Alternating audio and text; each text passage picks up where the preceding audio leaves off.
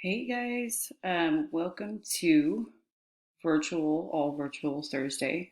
I'm going to be talking a little bit quietly because it's 5 a.m. and all my family's sleeping, so I don't want anyone to wake up. I needed to do a recording today because I will have to help my son with his virtual learning. But we have not like a super long agenda. I'm going to do some X-linked practice problems. We're going to do some practice pedigrees that we really haven't done. And then I'm going to give you just a little bit of new information on a concept called linked genes. All right, so if you can go ahead and then at the end of this, you'll need to turn in your completed pages 204 to 205 and then 192 to 193 into teams. All right. All right, so let's go ahead and turn to pages 204 to 205. There's four separate Punnett squares with multiple questions each. I'm going to do the first two. All right, so once you get to page 204, let's get moving. The first question says, in fruit flies, the gene for white eyes is sex-linked recessive. Big R is red, little r is white. Cross a white-eyed female with a normal red-eyed male. All right, so remember the first thing I said, to get comfortable with these problems, if you see anything about X-linked, sex-linked, anything like that, you're going to draw your Punnett square, you're going to put your double X, then you're going to put your XY. That's what you're going to do the first thing. Then you go back and you reread the problem. It looks like, okay, white is recessive. Red is dominant. I'm going to use R's. White-eyed female. So my female is XX. If white eyes is recessive, she is going to have little r, little r. And then it says that the normal red-eyed male. Red is dominant, and he's hemizygous for the dominant allele. He's going to have that right there. So then we cross these.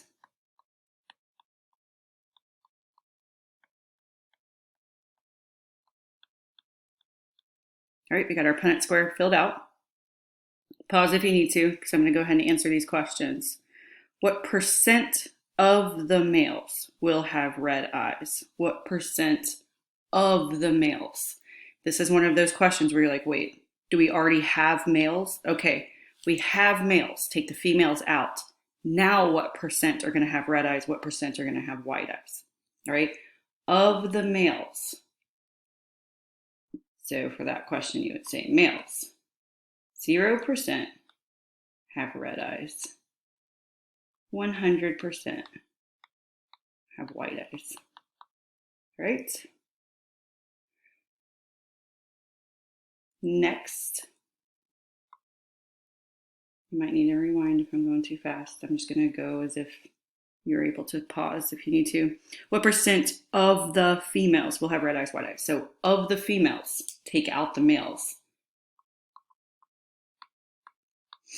What percent are going to have red? What percent are going to have white? This is the interesting pattern with X-linked traits. What I want you to notice here is the female had white eyes, the male had red eyes. Notice though, all the females, the offspring, have red eyes.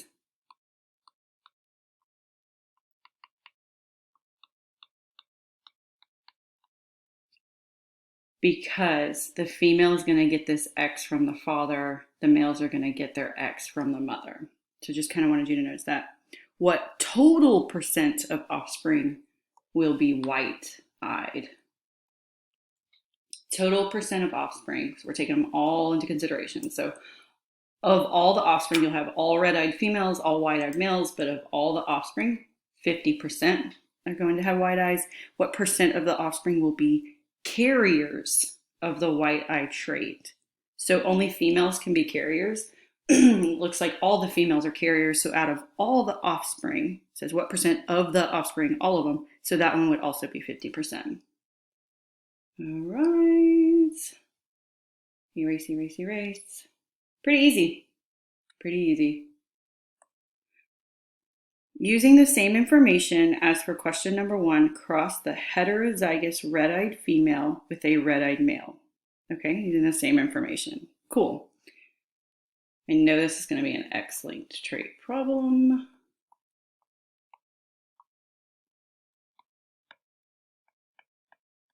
well, I don't want to cross that yet. Hold on, I'm getting ahead of myself.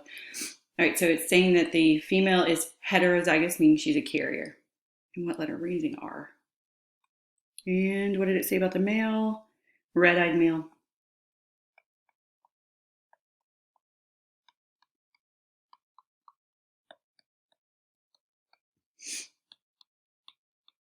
Cool. What are the genotypes of each parent? Well, we just wrote that.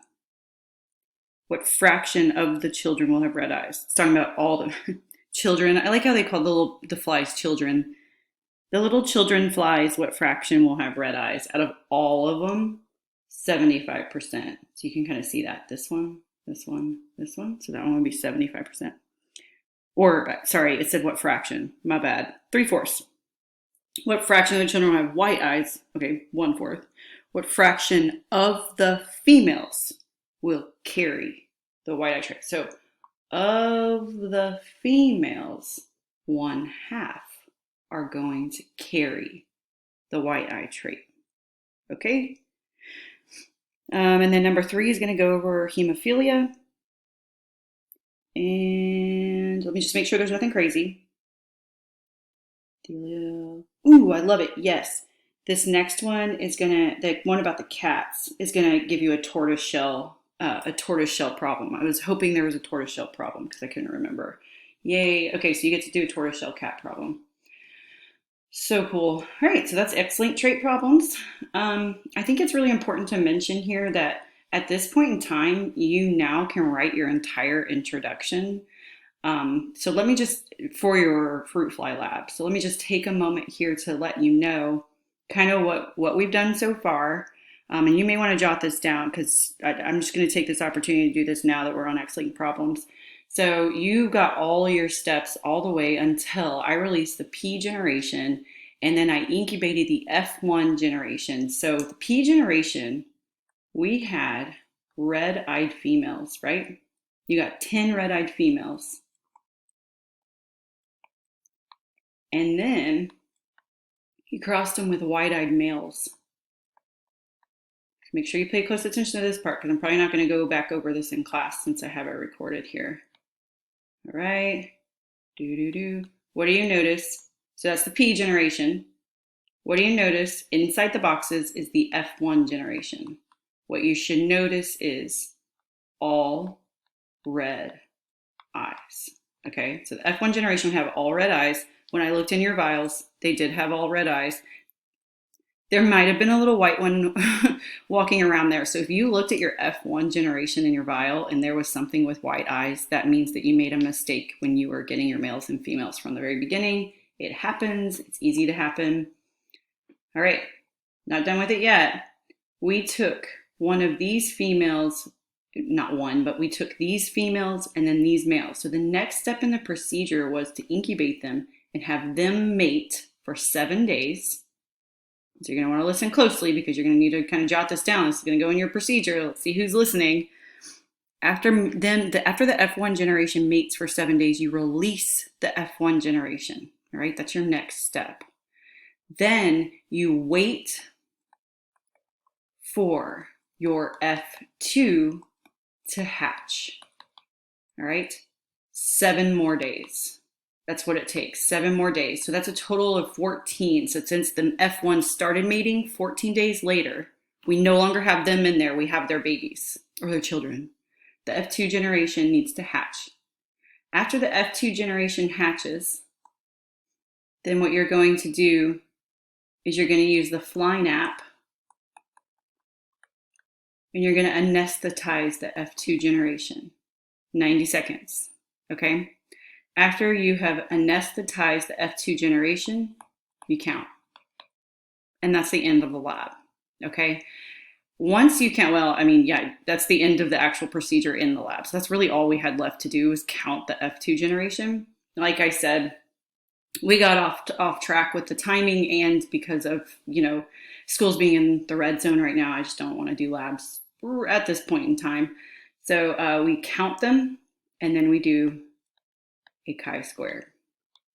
Ooh, I bet you didn't think that this was going to show up again, but it did. We're going to do some chi-square practice in our next class just to jog your memory. So you do a chi-square. Did you get what you expected? Okay. So what you expected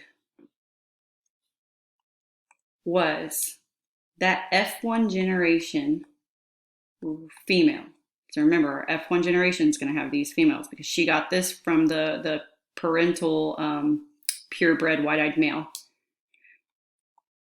Your F1 generation male, those are being crossed. So what are you expecting to see in your F2 generation? You are expecting to see, just look at this, any female you would find has to have red eyes. All red female. And I mean red eyes. Of the males, you would have, so 100% of females would have red eyes. Half of the males would have white. What I want you to notice here, and what Thomas Hunt Morgan noticed when he did this experiment, was the F2 generation, the only fly that shows up with white eyes is the male. Therefore, this is an X-linked trait, okay? If there is a disproportionate number, if you memorize anything from today, please memorize this statement. If there is a disproportionate number of males that have a trait compared to females, it is an X-linked trait because he only has one X. He's hemizygous. He will not show the same pattern, okay? That is the fruit fly lab. I hope I would go in, whoever's responsible for the procedure, make sure you're doing your part. Please, please don't ride other people's coattails. That's not cool. Or mooch off of other people's lab information. Please do your part. And that's just how group work goes. It is what it is. So you're going to put the rest of the steps in the procedure. If you didn't catch what I said, that's okay because you have a rewind button. You can totally rewind and re-listen to it. But now I've told you what you're expecting to see. Then what I'm going to do is I'm going to give you, your group, your individual data set when I see you on, when I see you next week. So first and third, it'll be on Monday. First and third, it'll be on Monday. Sixth, it'll be on Tuesday. When I see you, I'm going to give you your data set, and then I'm going to put you in a breakout room, and your group's going to need to do the chi-squared for it. And then you write a discussion based on that chi-squared, okay? Not all of y'all are going to get the expected, and then you're going to have to discuss why that might be. Lots of reasons why that might be. All right, so that is page 204, 205. If I were you, I would just pause right now. I'd finish the rest of the problems, and just make sure you have everything about the lab jotted down. Okay, next thing we're gonna do are pedigrees. So this is page 192 to 193, and I'm turning my pages too. So 192 to 193, yeah, in the genetics unit, we just go all over the place with our pages. That just is how it usually is. All right, so I have here pedigree number 1. So I'm gonna do pedigree number 1 and pedigree number 2 for you on this video, so you can start seeing what the trend is, how you're supposed to do this, and then you're going to do 3 and 4 on your own, and then you'll have that turned in. All right, so let's just jump into it. So remember, a pedigree is like a visual representation that just shows you patterns of inheritance across generations. We're only shown 2 parents and their 4 offspring, so we only have 2 generations here. So pretty small pedigree, pretty easy one to analyze. Remember that these circles are females, the squares are males, and if they're shaded, that means that they're affected. Okay, so the questions here is, what pattern of inheritance could this trait be? Is this trait a recessive trait? Is it a dominant trait? Is it an X-linked trait? If it's an X-linked trait, is it X-linked recessive or is it X-linked dominant? And then what I need you to do is just cross that out, because remember, in this class we don't do Y-linked traits. That's just going to be a no. So could this be autosomal recessive? When it says autosomal recessive, it just means all the other types of recessive Punnett squares we've been doing that are not X-linked. Okay, it means it's a trait that's not on an X chromosome. Could this be recessive?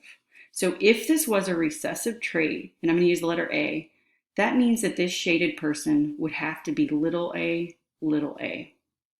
Is it possible to have two parents that are completely unaffected? Let's say this is a disease. Two parents, neither of them have the recessive disease, but one of their children do.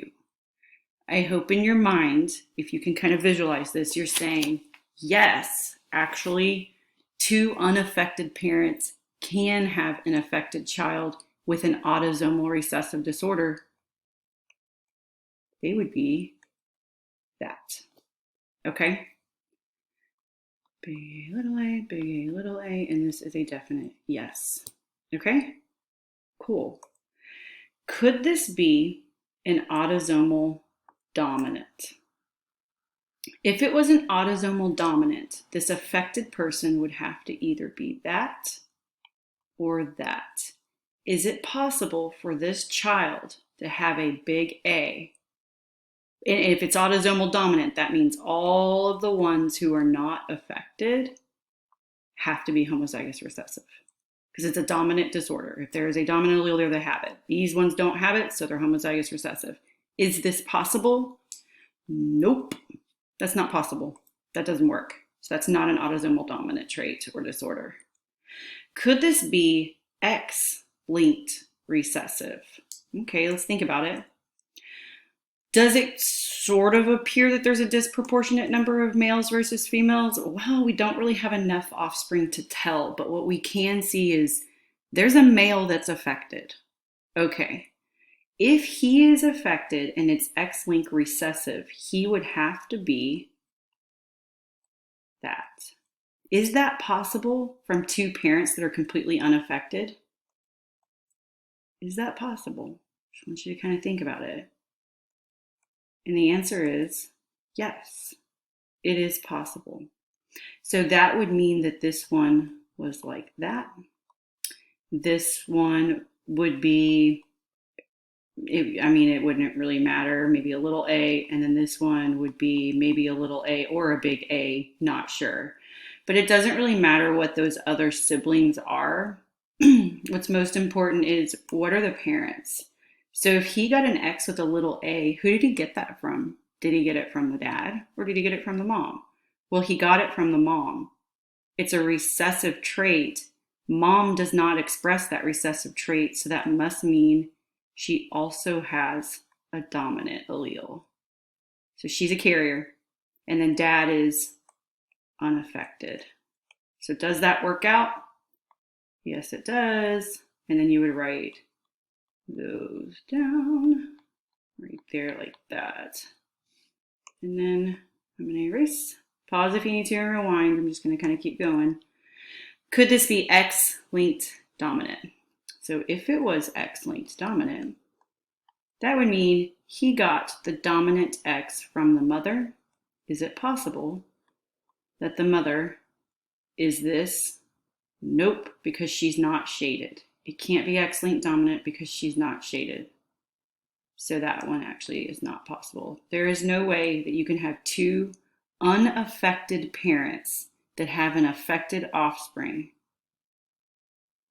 There's no way it could be a dominant trait. So the answer to that one would be no. So that's the trick that I want you to see is if both parents are unaffected, but one of the offspring is, you can go ahead and just put no on both of the dominant ones. All right. Pedigrees can be really difficult for some students. It's kind of like solving a little puzzle. Let's try number 2. Ooh, this one looks different. All right, so it's another just 2 generations. I mean, all of these are. If you can do but if you can look at 2 generations, you can pretty much just see what the pattern is. There's really no point in putting the third one there, honestly. So I'm going to cross this out because we don't do that. All right, I have both mother and father are affected. Half of their children are affected. Oh, it's 2 females, but neither male is affected. Could that have something to do with X-linked trait? I don't know. Let's work with the first one. Could this be autosomal recessive? If it is autosomal recessive, that means that both parents would have to look like this. Both of these would have to look like this. And that these ones would have to be something like that. Is that possible? Nope. That's not possible. Okay, next. Autosomal dominant. If it's autosomal dominant, that means that any of the people in this pedigree affected have to be carrying a dominant allele. Is it possible that both parents are carrying a dominant allele, but then they have children who do not? And your answer should be yes. If you cross these two parents, now you cannot say, well, the Punnett square says that only 1/4 of the children will be little a. That means if you had like 100 children, you would need to see like roughly a 25% trend. We know if someone has just 4 kids, their chances are you're not going to see that 25% trend. Take, for example, people who have 3 kids and they're all girls.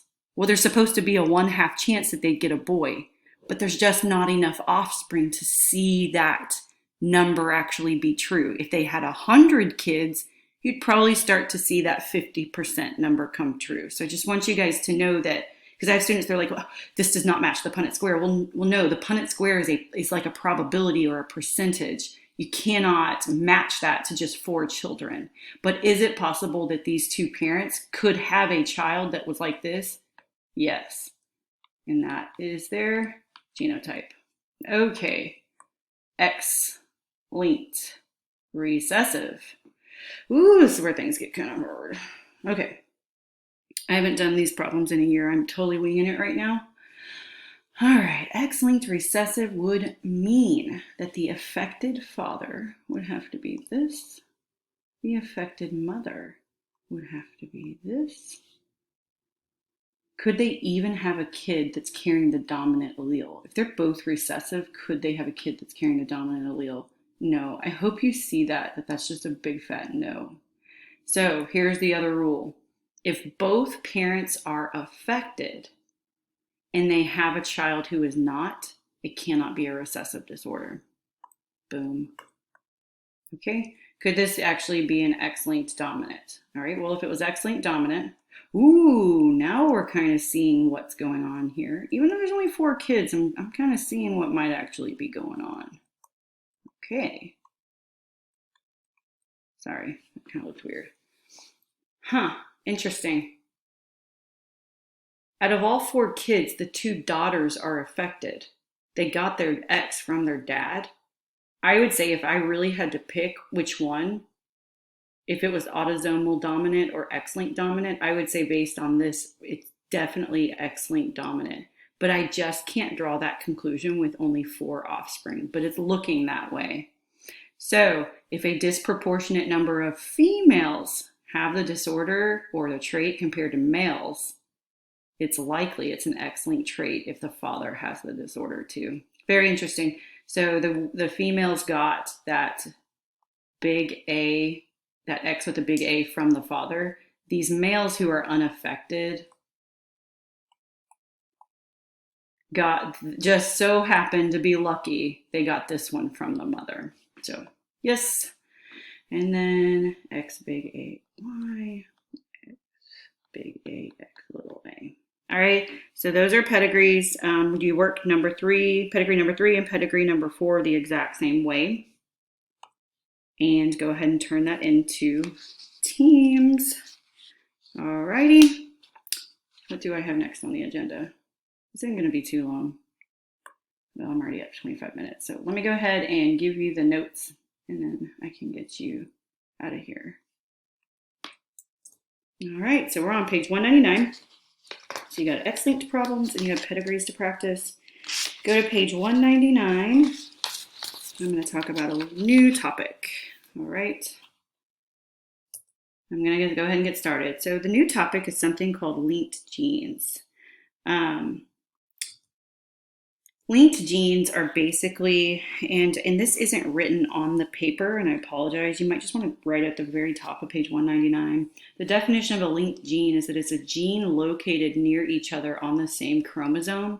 If they're located near each other on the same chromosome, they're going to be inherited together, most likely, unless they're separated through the process of crossing over.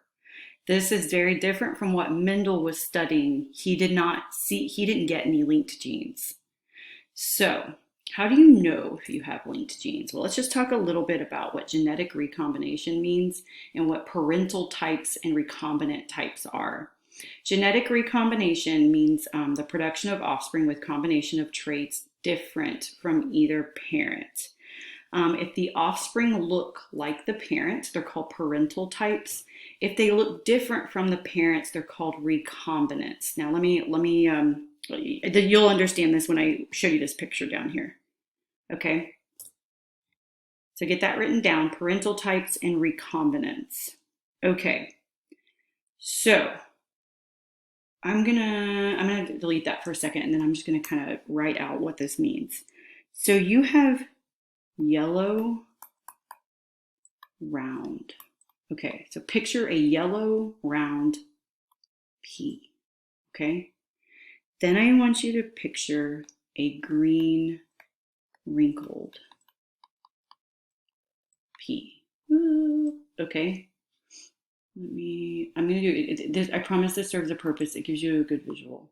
So yellow round, and then here you have green wrinkled. Okay. These are your parents. These are your parents. What is the possible outcome of what the offspring of these two parents look like? Some of them are going to, I don't want green. Some of them are going to be yellow round.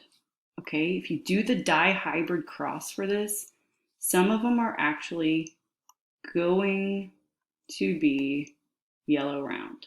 Okay. Some of them are going to be green wrinkled. It's probably so like ugly looking, but that's okay. Okay, we call these parental types because they're each identical to each parent. And that is an outcome if you did a dihybrid cross with this. But what else is an outcome is, according to what Mendel studied, you can also get green round, and then you can get yellow wrinkled. Okay? These are called recombinants. All right, so hopefully that visual kind of helped you out a little bit. So I'm going to erase this, and then I'm going to actually show you the picture that's on the notes. All right. Okay, so this is this is the yellow round parent that I showed you a second ago, okay? And you're crossing that yellow round parent with a green wrinkled right here. And you notice there's an equal likelihood of each, right? So if I did this was a 16 box Punnett square that was obviously simplified. It has a shortcut. Could make this into a 16 box one, but it was simplified because little y, little r is the only thing that this parent could have. All right. So what you would say is this is 25% likely, 25% likely, 25% likely, 25% likely. It is just as likely to get a parental type as it is a recombinant type. And we know that because of what Mendel found in his research and his data, and we know that because of our dihybrid crosses. Each is just as likely as the other. Awesome. So what we can also do, I'm going to skip that for now. Okay, and I'll go back to that. Unfortunately, when fruit flies are crossed, and we're looking at, this is a really complicated picture, but this is so important. Fruit flies, it was noticed by Thomas Hunt Morgan and others, they did not follow that pattern. So You know, Thomas Hunt Morgan had to be all special and use the words wild type and mutant. Well, he also didn't use capital and lowercase letter. In order to represent a dominant allele, he uses a plus sign. That's so annoying. In order to represent a recessive allele, he didn't use any sign at all. So unfortunately, this is kind of what we're dealing with right here with his crosses. A plus sign means wild type, also means dominant. No plus sign means mutant, also means recessive. Wild type, gray body, normal wings. Okay, gray body, normal wings. Put that in your brain. That is the dominant. They have plus signs. Mutant, black body, vestigial wings. Vestigial means that they're really short and they don't work. Okay, so this is the dominant or wild. This is the recessive or mutant. Okay, if you cross a wild with a mutant, you're going to get all of the dominant traits represented. So all of the F1 offspring looked like that. They all had gray bodies, normal wings. They were heterozygous for that. Okay, he took an F1 heterozygous offspring, crossed it with a pure mutant. So here are your parents. This one is heterozygous for the dominant traits. This one is homozygous for the recessive traits. Cross them, you should get an equal likelihood of parental types. Here's a parental type. Here's a parental type. Here's a recombinant. Here's a recombinant. They should be a 1 to 1 to 1 to 1 ratio, but they are not. So what I want you to notice are these numbers down here. That is not a 1 to 1 to 1 to 1 ratio. These are the actual number of flies. What do you see? You see a disproportionate number of parental types compared to recombinants. There are way more parental types than there are recombinants. Not supposed to happen according to Mendel, but it happened with these flies. All right, so what that means, so let me go over. What that means is that those genes are linked on the same chromosome. So here we are. This is actually where this, I'm sorry, my notes are a little mixed up. That's okay. We don't have long notes. So this is where you would probably write down. If you already wrote it down, that's okay. Just say C before. Linked genes means that the genes are located on the same chromosome and they're inherited together. That explains why you have the disproportionate number of parentals versus recombinants. How do you explain the recombinant? So if two genes are located on the same chromosome and they're inherited together, how do you explain the small number of recombinants that you actually get crossing over? It just so happens that those two genes were sometimes separated during crossing over. The further apart two genes are on the same chromosome, the higher the recombination frequency, also known as the likelihood they'll be separated by crossing over. All right, this is just showing you the different options. The two genes can stay together right here. The two genes can stay together right here. From one parent, the two genes can stay together right here from the other parent, or crossing over could occur and it's going to recombine those genes, and that is what contributes to the recombinants.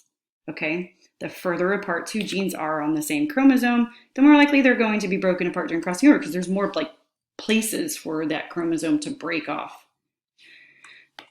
Okay, how to calculate recombinant frequency. So recombinant frequency is going to basically tell us how far apart two things are on the same chromosome. Sorry, I know this is kind of annoying. I keep clicking, but some of my slides got out of order. So recombination frequency is, it's going to tell you how far apart are the two genes on the same chromosome. So you would take the number of recombinants, divide by the total number of offspring, multiply by 100, and that would give you 17%. well, 17% on the problem that's given on your paper. So, sample problem is not on your paper, but I'm just going to show it to you real quick here. So, a sample problem, calculate the recombination frequency for the pea plants. So what you would do is you would take, so this is a parental, this is a parental, this is a recombinant, this is a recombinant. You would take 251 plus 249, which is 500, and you would divide it by the total, which is, let me get my green again, which is 1,000. So what's the recombination frequency here? It's 50%. And that should make sense because 50% recombinants, 50% parentals, that's what you would expect if the genes are not linked. So that's kind of your rule there, is if it's 50%, they're not linked on the same chromosome.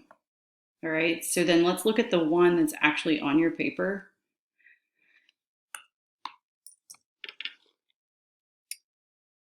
All right, pretty sure this is the right one.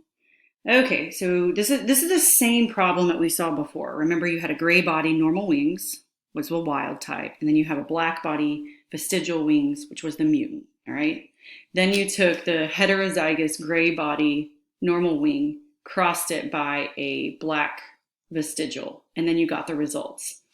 And then just kind of like the pea plant one, it should be a 1:1:1:1 ratio. It's not. Let's calculate the recombination frequency. You would take 206 plus 185, and you would just divide by the total. So you would want to add all of those together. And so this ends up being 2,300, okay? And so if you add those together, if you divide by 2,300, you end up getting 0.17. And then if you multiply by 100, you get 17%. So that's basically saying there's a 17% likelihood that those two genes, the wing and the body color, are going to be separated during crossing over. Not that high. So that tells us that percentage of the likelihood that they'll be separated during crossing over actually gives us really useful information as to where are those genes located on the chromosome. And so you take the recombination frequency and you can make something called a linkage map. All a linkage map is it's just mapping out where genes are based on the recombination frequency or the likelihood that crossing over is going to occur. One map unit is equal to 1% recombination frequency. All right, it's just going to express a relative distance along a chromosome. So right here, the picture is showing you the one we just worked out, the 17%. Here is body color. Body color. Here is wing. Don't pay attention to that. So body color and wing. 17%, 17 map units apart. And we know it's 17 because we calculated the recombination frequency. All right. If it's 50%, they're either really the farthest apart on the same chromosome possible, or they're on two different chromosomes. So it's got to be less than 50% if they're going to be linked genes. Okay, hopefully that made sense. Definitely look over that and ask me questions if you have any questions on that. So that is linked genes. And then, yeah, make sure you write down any questions or anything you don't understand, because things are going to move kind of fast next week as we just kind of review some things, and then you go ahead and take your end of the semester test, which is just a normal test, but it's the genetics test. So want to make sure you understand that stuff. Just a couple of last things on page 201. Some other exceptions to Mendelian inheritance. So some other exceptions to, the purple flower, white flower, pea plant thing is something called genomic imprinting.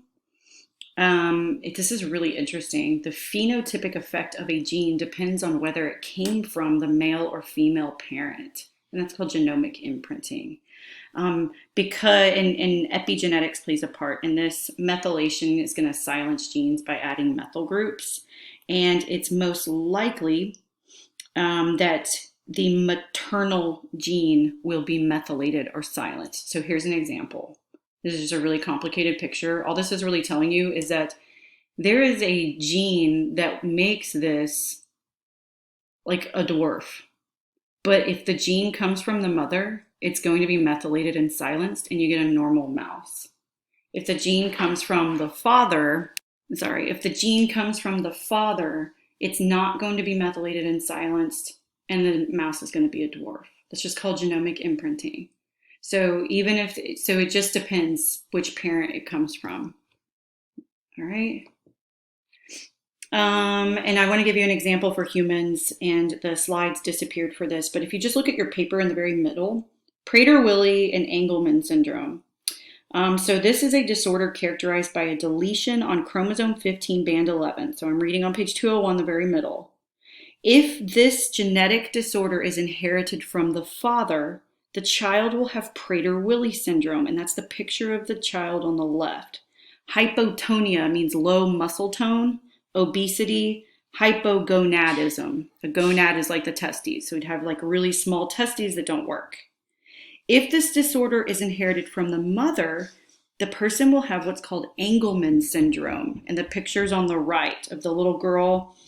She looks really happy, but she wouldn't suffer from obesity or hypotonia or hypogonadism. She'd have epilepsy, which is seizures, tremors, and what we call a perpetually smiling face. So while she looks really happy, she actually can't control that she's smiling all the time. All right.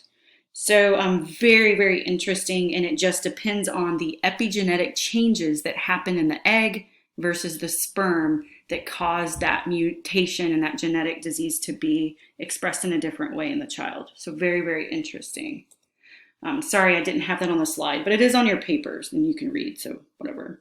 Last thing, other exceptions to Mendelian inheritance would be non-nuclear DNA, so DNA that's not in the nucleus. Some genes are located in organelles like the mitochondria and the chloroplasts. In animals, mitochondria is inherited from the egg. The sperm does not have, you don't get the mitochondria from the sperm. So you get your mitochondrial DNA from your mother. And so it says the mitochondria. It's interesting. Sorry, where it says mitochondria equals, just put it from maternal egg. So it's just saying mitochondria equals maternal inheritance, basically. And how can mitochondrial DNA affect humans? Well, the DNA in the mitochondria has an effect on ATP production and metabolism. And so there are some metabolic disorders and ATP production disorders in humans, and that would have been inherited by the mother. Okay, so X-linked traits worksheet turned in. You got the information about the lab write-up. I just need to give you your final F2 generation data. Turn in the pedigree problem. Just make sure you review over how do you know if you have linked genes? How do you calculate recombination frequency? How can recombination frequency be used to form a linkage map? And then the definition of genomic imprinting and non-nuclear DNA. All right, so that is what we covered today. Let me know, write down your questions. We will continue next week, and I will see you guys later.